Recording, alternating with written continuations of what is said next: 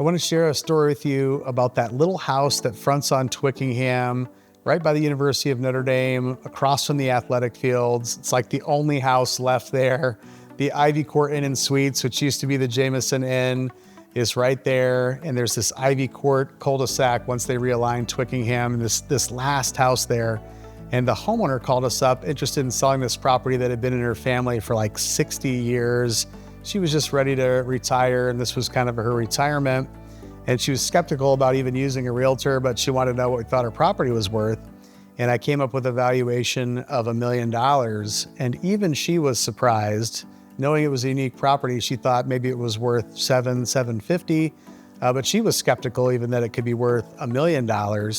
And there were definitely some interesting factors that would make other people skeptical about that as well. It was zoned R1 residential, not commercial, where you'd tear it down and build townhomes or condos. It was on well and septic in the county, not in the city, on water and sewer. And all of the land around it was owned by other parties, and so there was no opportunity to expand it.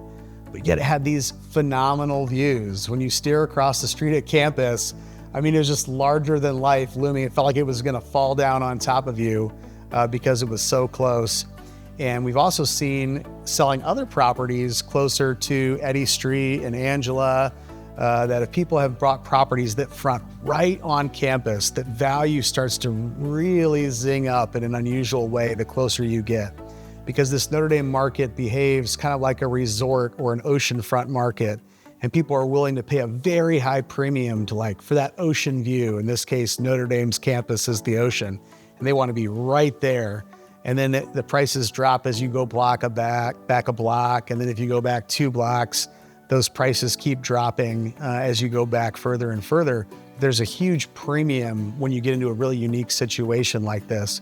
So we put this property up, and people were skeptical, but in like a week, we were under contract and it closed at $1.02 million.